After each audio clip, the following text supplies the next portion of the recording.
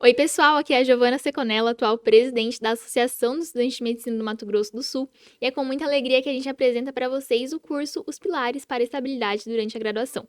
A gente selecionou ótimos profissionais para falar de temas-chave no quesito de desenvolvimento, aperfeiçoamento e também desempenho ao longo da graduação, como, por exemplo, suplementação e nutrição, saúde mental, saúde do sono e atividade física, e a gente espera que vocês realmente consigam aproveitar muito esse conteúdo.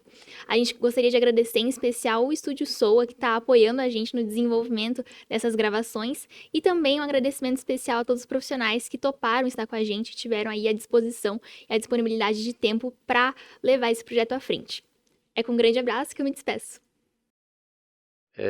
Meu nome é Kleber Francisco Meneghel Vargas, eu sou médico psiquiatra, sou professor na Universidade Federal do Mato Grosso do Sul, eh, tenho uma especialização em dependências químicas, área de atuação em psicoterapia, né, tenho mestrado em farmacologia, doutorado em ciências de saúde e a convite da Associação dos Estudantes aqui de Medicina, eu vim conversar um pouquinho sobre depressão, né?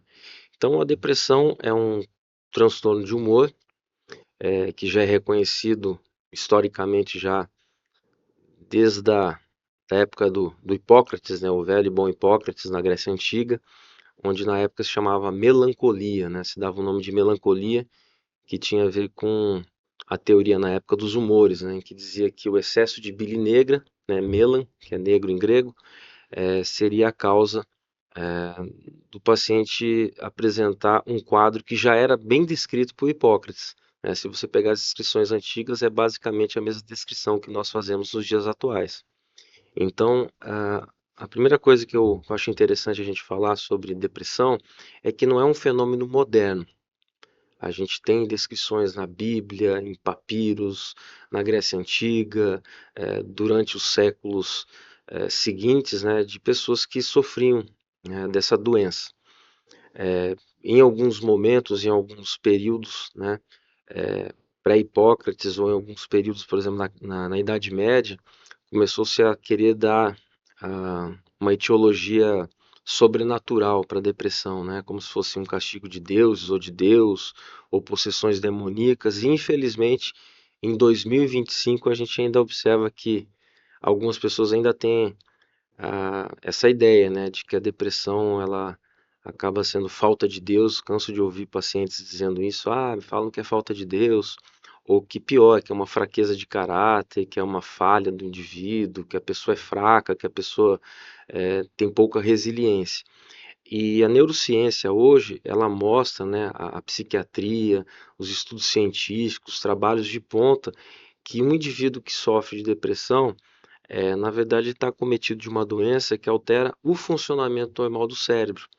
Então, áreas que são importantes para que você tenha atenção, que você tenha memória, que você consiga ter vontade, para que você consiga sentir prazer nas coisas do dia a dia, que regulam o teu sono, que regulam o teu apetite, que regulam até a tua autoestima, a capacidade de você fazer planos futuros, elas são alteradas.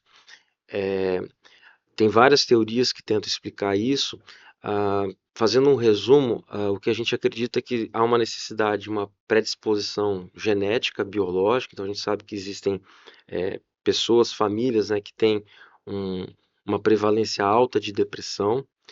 E essa alteração genética, essa predisposição maior, que também pode estar relacionada a alguns fatores como traumas na infância e na adolescência. A gente sabe que existem também trabalhos demonstrando que sofrer determinados tipos de traumas, de violências na infância e na adolescência aumenta muito o risco de desenvolvimento de doenças na fase adulta. Não necessariamente todo mundo tem depressão, aconteceu isso, mas mostrando que existem fatores externos também que ajudam a isso. O consumo de algumas drogas pode também aumentar o risco de desenvolvimento de doenças como a depressão, e isso faz com que o indivíduo que tenha a depressão, ele tenha uma alteração em algumas áreas específicas do cérebro, como ah, o córtex pré-frontal, áreas do hipocampo, eh, áreas do giro do símbolo anterior, entre outras áreas, a amígdala, em alguns pacientes também com quadros de ansiedade, e é uma desregulação neuroquímica, né? Então, você tem em algumas regiões alterações na quantidade de alguns neurotransmissores, como serotonina, noradrenalina, dopamina. Isso leva a uma consequência com receptores pós-sinápticos. Então, a gente sabe que existe uma tendência de se compensar aumentando esses receptores pós-sinápticos, e isso leva, consequentemente, uma alteração em segundos mensageiros, né? Que levam, consequentemente, a uma alteração na produção de neurotrofinas, que são substâncias que o cérebro produz que fazem com que a gente mantenha a sinapse neuronal, a própria sobrevivência neuronal, eh, que também faz alteração na produção de neurotransmissores, que faz com que também se altere a forma como esses receptores vão agir. Então, é uma consequência de eventos. A gente sabe também que o estresse crônico pode fazer em indivíduos predispostos, com que você não consiga regular a produção de cortisol, né? Então você acaba não conseguindo regular o aumento de cortisol. Esse aumento de cortisol vai atuar em áreas específicas, em receptores específicos no cérebro, que também vão causar esse tipo de desregulação. Então, ah, basicamente, a gente tem que entender que a depressão é uma doença do cérebro, né? É, existem componentes externos que, obviamente, podem fazer essa manutenção da doença ou até servirem como gatilhos, né? Então, por isso que o tratamento da depressão ele tem que ser, é, pelo menos você tem que ter um tripé básico, que seria a farmacologia para casos moderados e graves. Para casos leves, a gente consegue, com mudanças de hábitos de vida, com terapia e atividade física, muitas vezes resolver. Mas os casos moderados, os casos graves ou muito graves, você necessariamente vai precisar da farmacologia. Fazendo uma analogia com outra área, como se alguém tivesse, por exemplo, uma alteração da sua glicemia, só que é uma pessoa sedentária, uma pessoa que se alimenta mal, uma pessoa que bebe muito, está acima do peso. Obviamente, a primeira conduta de um médico vai ser fazer com que esse indivíduo faça mudança de hábitos. Então, se alimentar melhor, diminuir peso. Muitas vezes, só com essas medidas, dependendo né, da genética, da predisposição e do grau da alteração, você não vai precisar tomar um hipoglicemiante oral, nem mesmo insulina. Em outros casos, você vai ter que, infelizmente, mesmo se você faz tudo isso certinho, vai ter que tomar seu hipoglicemiante oral, você vai ter que usar insulina, dependendo do tipo de diabetes. É a mesma coisa para as doenças mentais, principalmente quando a gente fala da depressão. Então, os antidepressivos, de maneira geral, eles vão atuar regulando esse desbalanço que tem neuroquímico no cérebro de uma pessoa deprimida. Ah, a questão da atividade física, existem vários estudos mostrando que a atividade física regular, ela também acaba auxiliando muito pacientes com quadros depressivos e ansiosos, e a psicoterapia. E a psicoterapia é muito importante, primeiro a gente lembrar que o psiquiatra, assim como o psicólogo, ele está apto a fazer a psicoterapia, faz parte do trabalho do psiquiatra, né? A gente não é só um prescritor, é muito mais que isso. Ela tem uma importância muito significativa, porque muitas vezes o paciente, pelo próprio quadro depressivo, ou por questões de personalidade, de traumas, da sua criação, ele pode criar uma rigidez na forma de avaliar determinadas situações, ele pode criar crenças específicas que acabam sendo mantenedores de uma visão muito crítica, negativa de si mesmo, do mundo, das pessoas, o que faz com que o indivíduo acabe mantendo aquele estado de pessimismo, de tristeza. É, eu gosto de fazer um exemplo assim para fazer ficar mais fácil entender como o fator externo ele pode mudar a nossa fisiologia. Se eu aqui de repente der um susto em alguém, do nada, a pessoa vai se assustar, ela vai ter uma alteração motora, ela vai ter um aumento da frequência cardíaca, dependendo até um aumento da sua pressão arterial. Então, o fator externo está mudando a sua fisiologia, cardiovascular até, né? Então, ah, guardando as devidas proporções, determinadas situações de estresse, né, como principalmente coisas mais graves, né, como o luto, a, uma separação, alguma situação de desemprego, alguma violência, isso pode gerar alterações naquelas pessoas predispostas, de tal maneira que aquilo sirva de gatilho para iniciar ou até para manter um quadro depressivo. E a terapia, ela tem como função não de dizer que tá tudo bem ter tido um problema, de maneira alguma, né? Ninguém faz coach, né? Coach é uma coisa que não tem embasamento científico nenhum quando a gente está falando de terapias, né? Mas na verdade, para você ressignificar algumas coisas, ter como aprendizado, talvez dissolver determinadas crenças, né? Fazer com que o indivíduo tenha uma visão diferente daquilo, porque aquilo, se ele observar de uma maneira não tão negativa, o que dá para olhar de uma maneira não tão negativa, ou de uma maneira diversa do que ele está olhando, aquilo pode beneficiá-lo a se sentir melhor. E eu posso citar exemplos aqui. Então vamos imaginar uma pessoa que tenha tido durante a infância uma relação muito ruim com os pais, né? Onde ele sentia que não era amado pelos seus pais, por N motivos.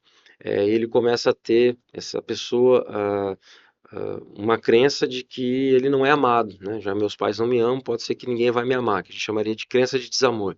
É uma das linhas, não é a única linha, né? Eu estou pegando mais a linha da cognitiva comportamental, mas a gente poderia pegar outras linhas. Vou pegar essa que eu acho que é mais fácil para exemplificar. Então, esse indivíduo tem uma crença de desamor e ele começa a se relacionar com as pessoas e, devido a essa crença de desamor, ele começa a ter algumas distorções cognitivas e interpretar, às vezes, atitudes inócuas, atitudes que não significariam que ele não é amado, que ele não é querido, como interpretar de uma forma muito negativa. Ah, eu liguei e a pessoa não me respondeu na mesma hora. Poxa, a pessoa não está mais interessada em mim, né? Ou, pior que isso, ela pode querer se envolver, porque a crença muitas vezes trabalha contra você mesmo, para comprová-la. Então o indivíduo começa a se envolver com pessoas que não valem a pena, que realmente não gostam dele, que entre aspas vai comprovar que ninguém me ama, que ninguém, né, vai realmente querer se interessar por mim. E o terapeuta, ele tem como, quando isso ocorre, quando isso é presente, ele tem como função fazer com que o indivíduo observe isso e trabalhar esse tipo de alteração. Lembrando também que a farmacologia, né, a medicação, quando bem indicada, ela vai fazer com que o indivíduo ele consiga usar todo o seu potencial. Uma das coisas que eu mais percebo que prejudica um indivíduo doente mentalmente, e no caso da depressão é um grande exemplo, você não usa teu potencial. Às vezes a pessoa tem muitas habilidades, é uma pessoa inteligente, uma pessoa que tem uma série de capacidades, mas ao estar deprimida ela não consegue perceber isso, ela não consegue desenvolver isso, ela fica hipobúlica, que é uma diminuição da vontade, ela fica anedônica, ela não consegue ter prazer nas coisas, ela não consegue ter prospecção, ela começa a ter alterações de atenção, alteração de memória. Para vocês verem a gravidade, existem indivíduos que cometem suicídio, né? Começa a ter uma ideação suicida, né? Começa a planejar e às vezes até tentar. A questão do suicídio, inclusive, é uma questão bastante complexa. Existem algumas questões culturais, históricas, né? Mas, de maneira geral, existem até trabalhos que mostram isso. A maioria absoluta dos indivíduos que pensam em suicídio, ou que tentam suicídio, ou que cometeram suicídio, possuem uma doença mental.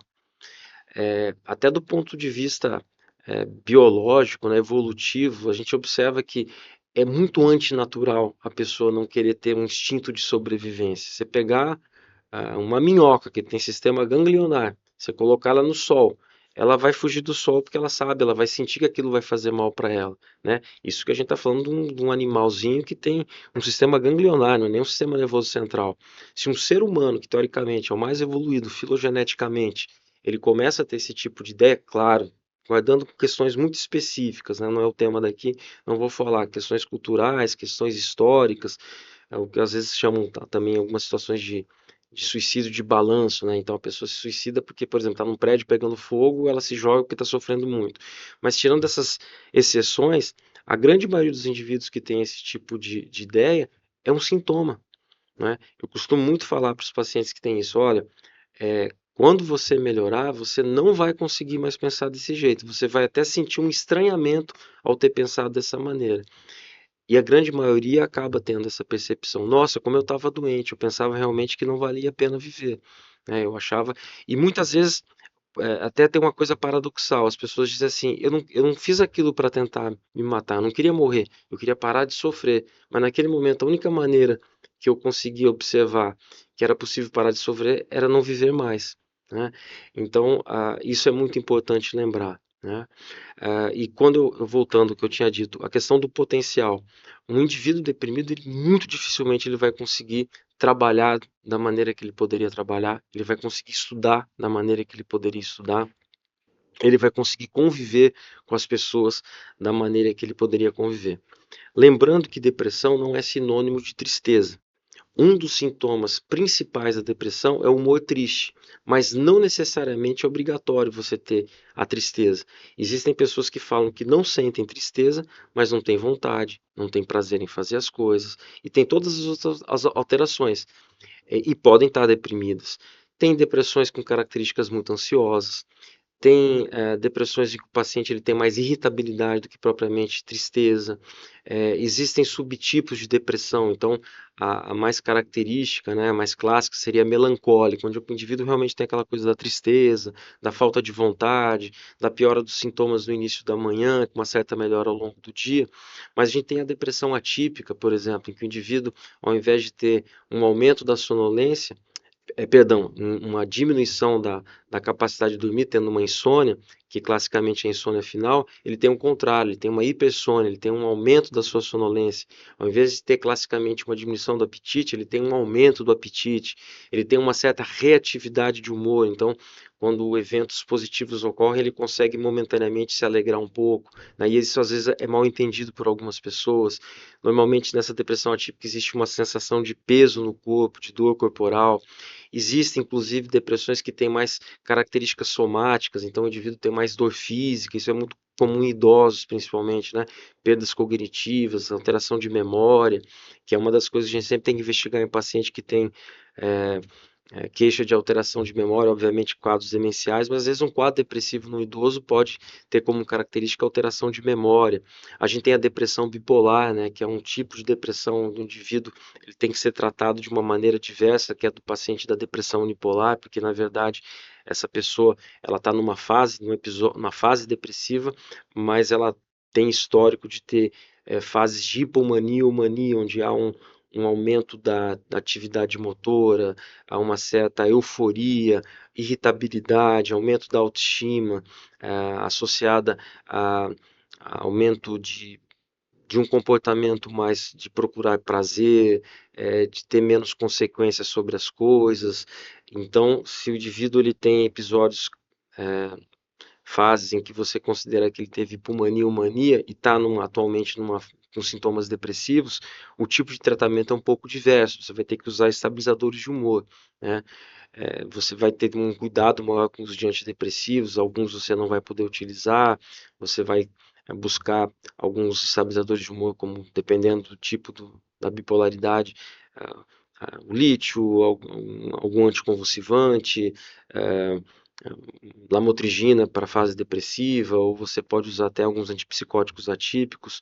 Então, todas essas características, elas têm que ser muito bem observadas pelo médico quando ele faz a avaliação. E por isso que a psiquiatria é uma especialidade que depende muito do tempo, porque é, às vezes numa primeira consulta, por mais que você seja atencioso, que você tome todos os cuidados necessários, você não vai conseguir obter todas as informações necessárias. E então, ao longo do tempo, né, além da consulta ser um pouco mais longa do que normalmente a gente observa em algumas outras áreas, ela depende muito do tempo, porque o diagnóstico ele é feito transversalmente, mas também longitudinalmente, ou seja, você faz um COD do indivíduo que você está vendo, que você está observando através do exame de estado mental, através da anamnese, mas você necessita ter informações prévias para você fazer o diagnóstico. Posso exemplificar aqui o que eu falei. Então, o paciente está com todos os sintomas de uma depressão. Tá, depressão. Mas ele anteriormente teve episódios de pulmonia, é um subtipo de depressão, não é uma depressão unipolar, né? Ou o contrário, nunca teve nada, mas ao longo das próximas consultas eu observo que aquele paciente começou a apresentar um episódio de pulmonia. Não posso dizer mais que ele tem depressão, né? A gente tem que lembrar também das questões da hierarquia diagnóstica. Então, muitas vezes, quando você atende um paciente, você sempre tem que lembrar que, para se fazer o diagnóstico de uma doença mental, você tem que excluir causas somáticas. Então, eu não posso dizer, por exemplo, que o indivíduo eh, tem esquizofrenia se ele tem um tumor cerebral. Eu não posso dizer que o paciente tem transtorno do pânico, ele pode até ter as crises de pânico, mas se ele tem, por exemplo, um tumor de suprarrenal, um feocromocitoma, que pode mimetizar quadros, que pode ser a causa das crises de pânico. Um paciente, às vezes, com uma síndrome paraneoplásica, não que você não vá tratar os sintomas depressivos, mas você tem que tratar a causa base.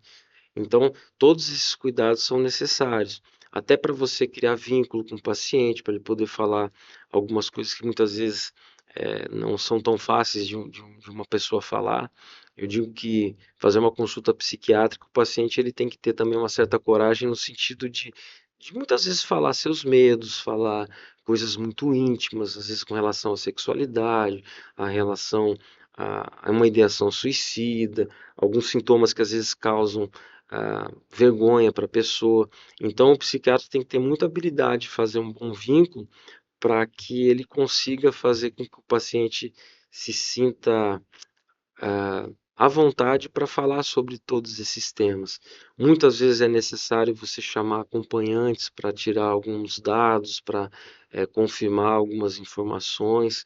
Então, é uma área que requer muito desses cuidados assim com o paciente e para com a, a conduta que você tem, né? Como você vai conduzir esses casos. Existe uma série, a psiquiatria ela tem que ser baseada em ciência, né? Em evidências científicas, mas ela precisa ser individualizada.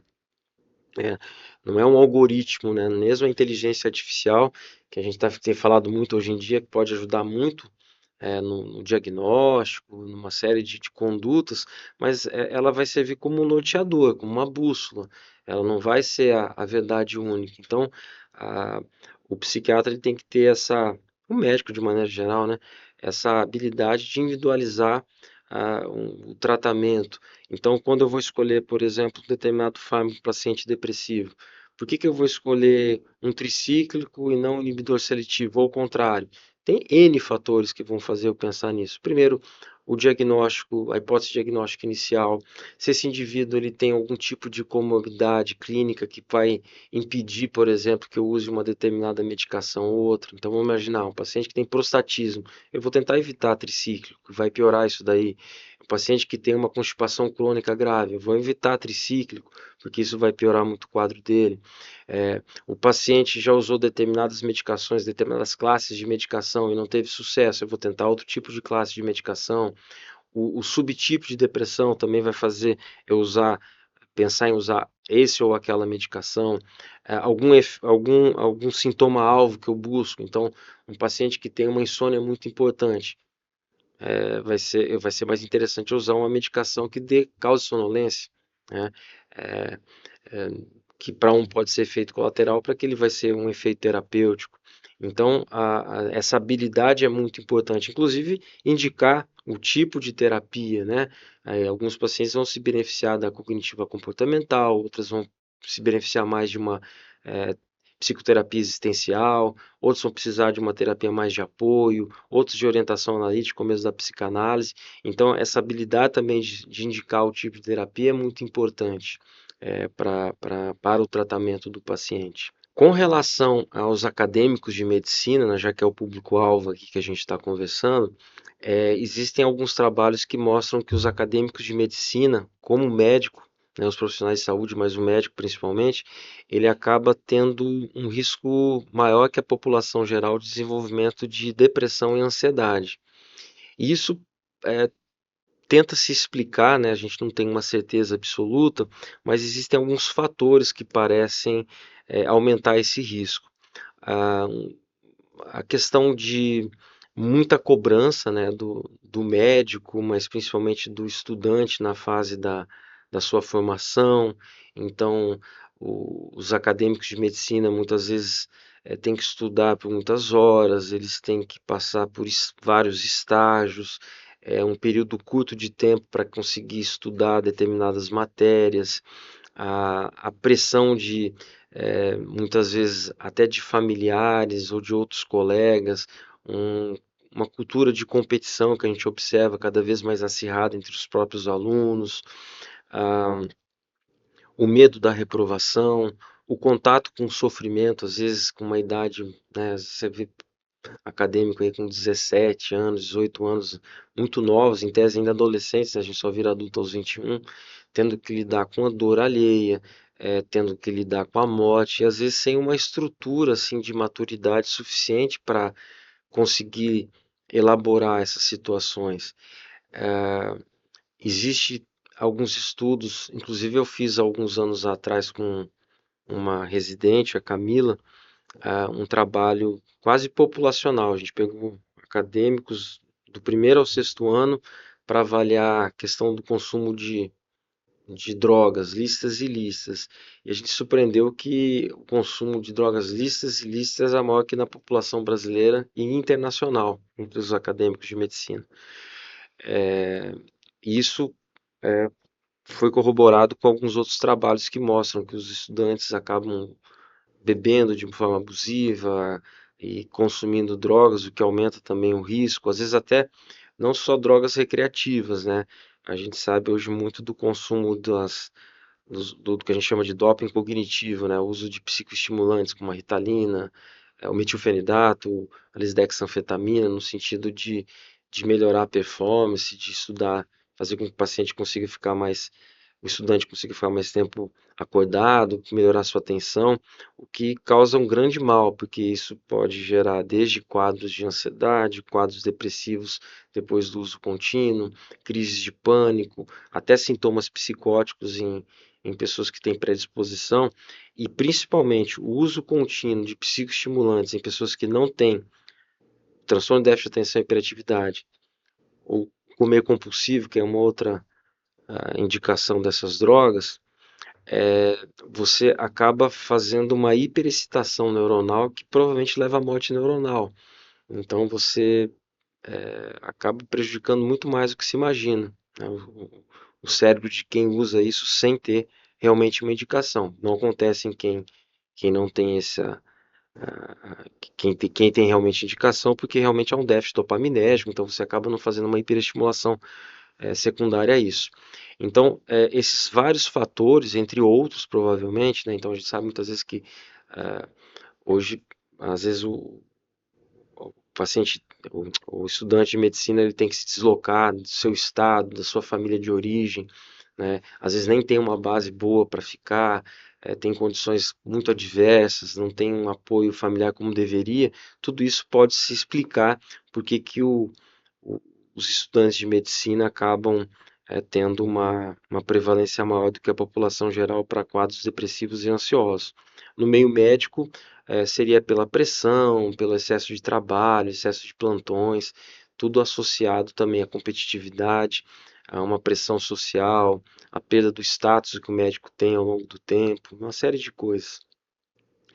É, e como que nós, professores ou nós colegas, nós estudantes, podemos lidar quando a gente observa que alguém possa estar tendo um quadro depressivo ou um quadro psiquiátrico qualquer? Primeiro é ficar atento. Eu acho que olhar para o outro, né, é uma conduta que a gente deveria, como futuros médicos, sempre ter, né? É, uma das bases do, da boa conduta médica é mostrar interesse ao próximo. É uma das bases da boa medicina, né? É ter amor à humanidade, é querer, de alguma maneira, ajudar quem está precisando de ajuda. Então, isso é treinado também. Eu acredito muito que a empatia, ela é o que você trabalha ao longo do tempo e você pode aprimorá-la. E como que a gente aprimora isso? Desde técnicas específicas, já, algumas universidades do país já até aplicam isso, como você aumentar a empatia, e eu diria que funcionam, que são interessantes, mas eu acho que também nós professores temos uma importância muito grande. A forma como nos ambulatórios nós professores tratamos os próprios alunos, os colegas e principalmente os pacientes, é um modelo que pode ser seguido.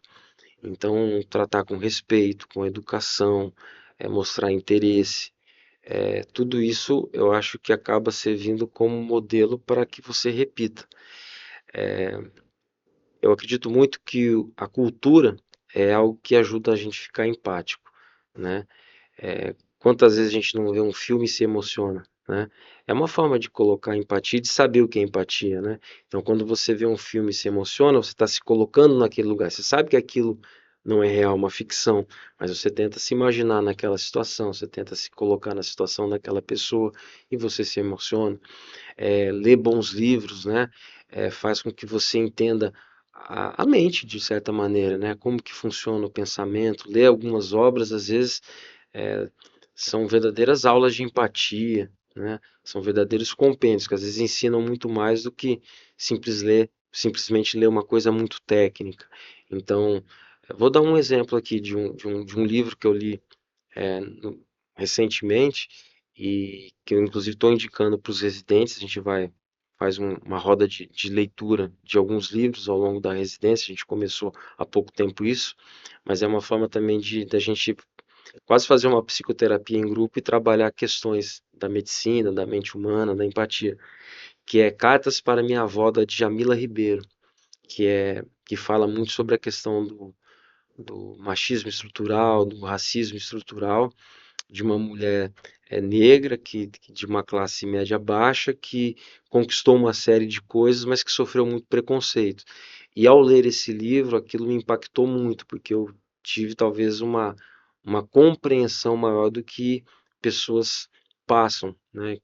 Então, eu acredito que, como esse exemplo que eu dei, são formas de você também aumentar a empatia, né? A cultura, de maneira geral, ela acaba fazendo que a gente se humanize mais. Eu acho que trabalhar especificamente também empatia, as questões éticas são muito importantes, né? Então, hoje em dia, o CRM do Mato Grosso do Sul, para que você consiga receber seu registro, você tem que passar por umas aulas de ética que são muito boas, explicam muitas coisas, desde coisas bem administrativas, como funciona um processo, até questões assim do que você não deve fazer, o que você pode ou não fazer. Ah, então, acho que primeiro, né, resumindo, olhar para o outro, né, ter um olhar para o outro. E existem muitas vezes sinais que a pessoa demonstra, né? Então, um indivíduo que começa a mudar o seu comportamento, tem um comportamento muito diverso do que ele tinha, no quase, vamos focar mais na depressão, né? A pessoa começa a se isolar, começa a mostrar que está uma face diferente, de mais angústia ou de mais tristeza, às vezes até o aspecto físico, emagrecer ou engordar muito, ou estar com as vestes mal cuidadas, começar a faltar aula demais, é, ter uma irritabilidade, é, uma pessoa que você observa que muda o jeito de ser. Eu acho que como colega, né, até porque na medicina, até pelo que a gente tem um tempo muito longo de contato, né, se formam laços fortes, mesmo que sejam colegas, o tempo de exposição, às vezes, é muito maior que você tem, às vezes, com a tua família, nesses 6 anos que você tem. Então, chegar e perguntar, tá tudo bem? Você precisa de alguma coisa? Tá acontecendo algo? E ao perceber que existe um problema e talvez uma negação do paciente, talvez entrar em contato com a secretaria, né, acadêmica, para tentar ver se, ou entrar em contato com algum professor, né, ou tentar indicar que o paciente procure ajuda. E quais seriam os locais? A gente tem a Universidade Federal, a gente tem um ambulatório para acadêmicos, mas existem os CAPs, existem os ambulatórios, os consultórios particulares, daqueles que possuem convênio, ou mesmo que possam pagar uma consulta, mas existem os ambulatórios públicos que podem, tem os CAPs também, que a pessoa pode procurar ajuda, caso ela não queira procurar um ambulatório específico, né?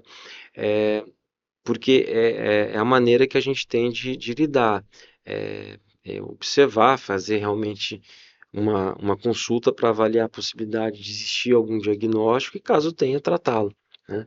Muitas vezes vai ter que buscar ajuda de colegas ou até de familiares, mas eu acredito que a melhor maneira é essa, é você mostrar disponibilidade e, e mostrar soluções, porque às vezes o paciente muito deprimido também ele não consegue, acha que não tem mais solução para nada, né, que não tem jeito, e tem. Posso garantir para vocês, me formei em 99, e trabalho há muitos anos com psiquiatria que a grande maioria dos casos a gente consegue tratar, consegue fazer com que o indivíduo consiga usar o seu potencial cognitivo, consiga fazer com que o paciente sinta que tem uma boa qualidade de vida, que esses sintomas desapareçam. E lembrando que também, já aproveitando um gancho aqui, o tratamento ele vai depender de vários fatores, mas para algumas pessoas, né, principalmente a partir do terceiro episódio depressivo, a gente tem que falar em tratamento crônico, né? Que às vezes é uma coisa que o paciente ele fica muito resistente, né? Poxa, eu vou ter que tomar pro resto da vida. Alguns casos, infelizmente, sim, né? É, porque epidemiologicamente, a partir do terceiro episódio depressivo, a chance de você ter o quarto é muito alta, é mais de 90% de chance. Então você trata como uma doença crônica, como muitas vezes é diabetes, como muitas vezes é pressão, uma hipertensão, como muitas vezes são doenças autoimunes. E, então esse é um fator importante, porque tem muitos pacientes que estão estáveis, melhoram e param a medicação. E ao parar a medicação, a chance de voltar a ter os sintomas é muito alta. Às vezes você tem uma dificuldade até de que o paciente volte a ficar como estava anteriormente, porque dependendo do quadro, né, isso pode ocorrer. Lembrando que a gente tem esse ambulatório específico ali na Universidade Federal do Mato Grosso do Sul para acadêmicos que precisem de uma consulta psiquiátrica. Com relação vamos chamar assim, de uma prevenção, infelizmente, isso é um pouco limitado. Não é que não existam formas de você diminuir os riscos, mas a gente sabe que tem uma base biológica muito importante. Então, às vezes a pessoa fazendo tudo certinho, ela vai desenvolver de qualquer maneira a depressão. Mas a gente sabe, por exemplo, que ah, diminuir, obviamente, estressores possíveis, né? É, Isso vai, obviamente, diminuir o nível de estresse que a pessoa tem e dependendo se ela não tem uma predisposição alta, isso pode diminuir o risco da pessoa desenvolver quadros ansiosos depressivos. Então, eu costumo dizer assim para algumas pessoas que quanto mais coisas a gente tem que fazer na vida, menos pressa a gente tem que ter. Tóxico, né? Mas às vezes a gente tem uma exigência muito alta, uma necessidade de querer fazer muita coisa ao mesmo tempo, tudo de uma forma muito rápida. A vida não é uma corrida, né? A gente tem um tempo para as coisas, a gente não está competindo com ninguém, né? É, Cada um tem o seu tempo, né? Tem pessoas que são mais monocromáticas e não tem problema nenhum nisso, né? Tem pessoas que têm interesses menores, mas acabam. Tem outras que têm mais interesses, mas de qualquer maneira, sendo mais monocromático ou policromático, vamos dizer assim, você tem que dar um tempo para as coisas acontecerem. E hoje o mundo ele acaba exigindo muito da gente, principalmente as redes sociais, as mídias sociais. Então você é bombardeado diuturnamente com uma série de informações que geram ansiedade, né? Então parece que a gente sempre tem que estar atualizado com tudo. ah, a gente é comparado o tempo todo, né? Então algumas mídias, né? Você só mostra a pessoa em festa, em viagens, né? Ninguém vai postar lá que tá mal, né? Então parece que todo mundo está se divertindo, todo mundo está numa vida muito boa, todo mundo está num relacionamento muito legal, todo mundo está conquistando uma série de coisas e você não, né? A, a própria mídia de uma maneira geral, né? Sei lá, consegue trabalhar muito depois de formado, compra um carrinho financiado, daí você vê lá num site qualquer, menino russo de 13 anos ganha seu primeiro bilhão. Você fala, poxa, que droga, né? Então, essas comparações são muito ruins, né? É, a própria forma também como a gente acaba ficando nessa rolagem infinita, né? O tempo todo procurando novas informações, novos vídeos, é, faz com que a gente tenha mais dificuldade em prestar atenção nas coisas, em ler. A gente acaba tendo cada vez mais dificuldade em ler textos, porque é tudo muito rápido, tudo muito curto. Às vezes até o próprio vídeo você não tem paciência, você vai pulando.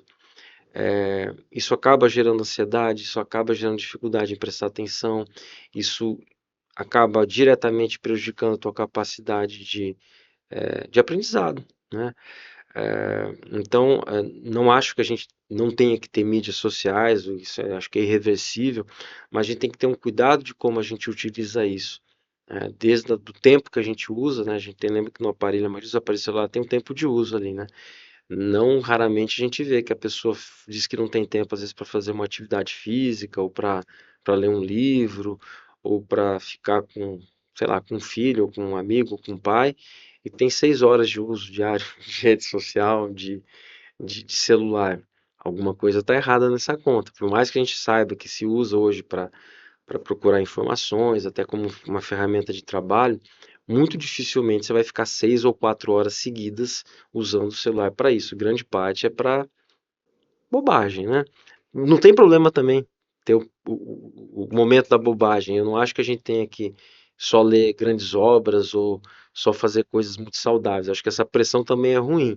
Eu acho que a gente tem que ter momento de ver bobeira, de ver filme só para dar risada, ou de falar bobagem com os amigos, ou de ficar na rede social vendo bobagem. É bom também, não é ruim, né? Mas não dá para fazer só isso, né? Ou gastar tanto tempo com isso daí. Que aliás o tempo é uma coisa que a gente tem que cuidar, né? O tempo eu vou usar uma frase do Mujica, que é aquele presidente do Uruguai, que eu tenho umas coisas que eu não concordo com ele, como a legalização da maconha, mas isso é outro tema, a gente fala outro dia se vocês quiserem. Mas ele tem umas coisas muito inteligentes que eu acho. Uma deles é uma frase que ele diz mais ou menos assim, que as pessoas têm que entender que o trabalho é o tempo que você despende para algo, né? Do trabalho físico ou do que você gastou de conhecimento para conseguir trabalhar alguma coisa e receber em troca o dinheiro. E a única coisa que esse dinheiro nunca mais vai comprar é o tempo. Então, o tempo é muito precioso. A gente tem que ter uma relação de muito respeito com o nosso tempo, né? Como, por exemplo, ter tempo para dormir. As pessoas têm dormido cada vez pior hoje em dia, que é um dos fatores de aumento de risco de quadros ansiosos, depressivos, como também é um dos primeiros sinais, muitas vezes, de que o paciente não está bem, é dormir mal, né? Então, cada vez mais as pessoas dormem mais tarde, por N motivos, né? Desde a questão da luz artificial, da televisão, do celular, tempo de tela, que estimula muito a gente realmente, e você vê as pessoas dormindo tipo 1 da manhã, meia-noite, como se isso fosse normal, né? Dormindo uma idade que era para dormir 7, 8 horas, dormindo 5 horas, 6 horas de sono. E eu vou mostrar para vocês como isso é prejudicial numa conta muito simples. Vamos imaginar que você é um estudante de medicina que está com seus 20 anos de idade, teoricamente você tem que dormir 7 horas por noite, seria uma média adequada. Claro que não é o único fator, é a quantidade, é a qualidade, como você percebe esse sono, né? Se ele é reparador, se você não sente sonolência durante o dia, se você não tem um sono muito agitado, se você não tem apneia de sono, mas enfim, vamos imaginar que é uma pessoa que tem, teoricamente, uma quantidade de sono adequada e reparadora. Se ela dormir 1 hora a menos do dia, por dia, ela no fim do mês, ela dorme 30 horas a menos do que ela deveria dormir. Isso é 1 hora, é um dia e 6 horas a menos de sono. Olha o impacto que isso tem num final de ano. Você praticamente dormiu 30 dias a menos do que você deveria dormir. Isso é muita coisa, né? É muito impactante esse tipo de coisa. Então a gente tem que tomar muito cuidado com questões às vezes muito básicas, como sono, né?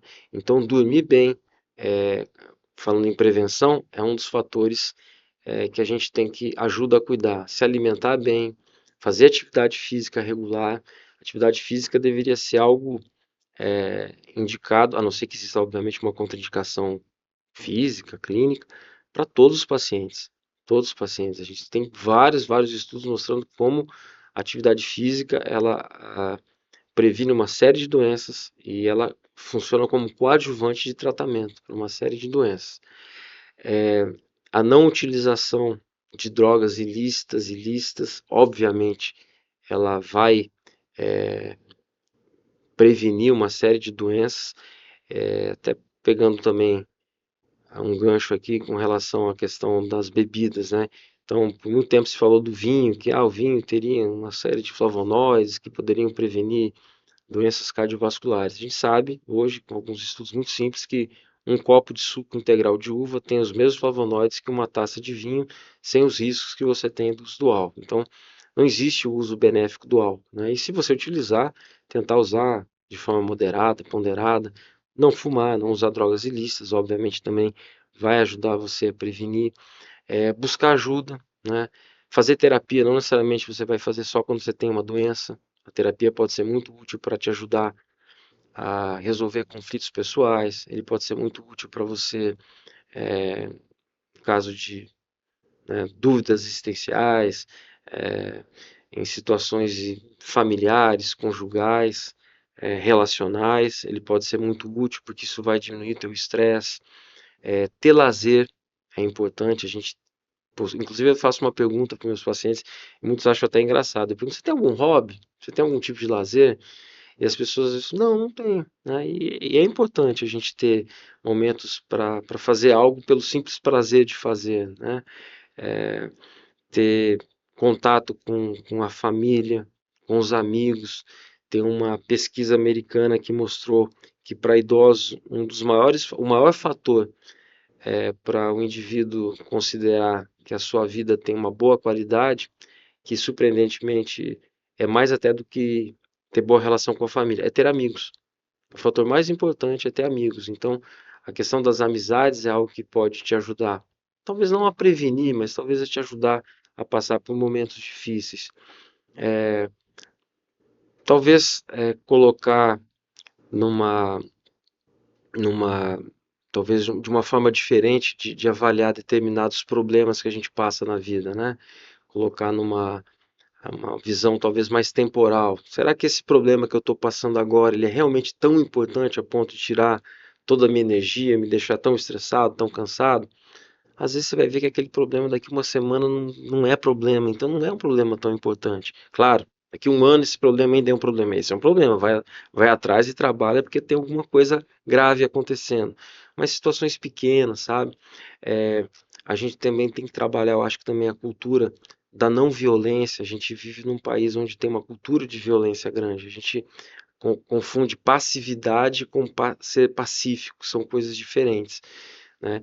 O Brasil, infelizmente, lidera o ranking aí de alguns estudos de violência contra as mulheres, contra as minorias, contra as crianças, contra os idosos. Então, nós somos um país muito, no trânsito, nós somos muito violentos. Então, eu acredito muito na questão de que a gente talvez trabalhar a questão da não violência, estar mais próximo de pessoas que fazem bem a gente. Eu costumo dizer que tem pessoas que tiram o nosso melhor e o nosso pior, né? Vamos ficar perto de quem tira o nosso melhor, né? Quem tira o nosso pior, talvez não seja bom a gente ficar tão perto. Então, para prevenção, talvez seja tudo isso. Existem estudos mostrando que, não estou pregando para ninguém de maneira alguma, tá? Mas para quem tem fé, né? Algumas religiões podem ser bastante importantes no sentido de sentido à vida, na, na, na questão de pertencimento. Então, e também se você for ateu gnóstico, não tem problema algum, né? Você pode ter sentido em outras áreas, né? É, trabalho às vezes voluntário, ou conquistas pessoais, objetivos, para dar sentido à vida. Inclusive porque a psicoterapia existencial, que foi fundada pelo Viktor Frankl, ele fala muito resumidamente falando que talvez o grande sentido da nossa vida seja dar um sentido a ela, né? E qualquer um que faça sentido a você, ela vai ser importante. Acredito que para a prevenção seria isso. Você acabou de assistir um episódio do nosso curso Os Pilares para a Estabilidade durante a graduação e a gente espera que você tenha gostado. Não se esqueça de se inscrever aqui no canal, curtir esse vídeo e também acompanhar a gente nas redes sociais, aemed.ms. Até a próxima!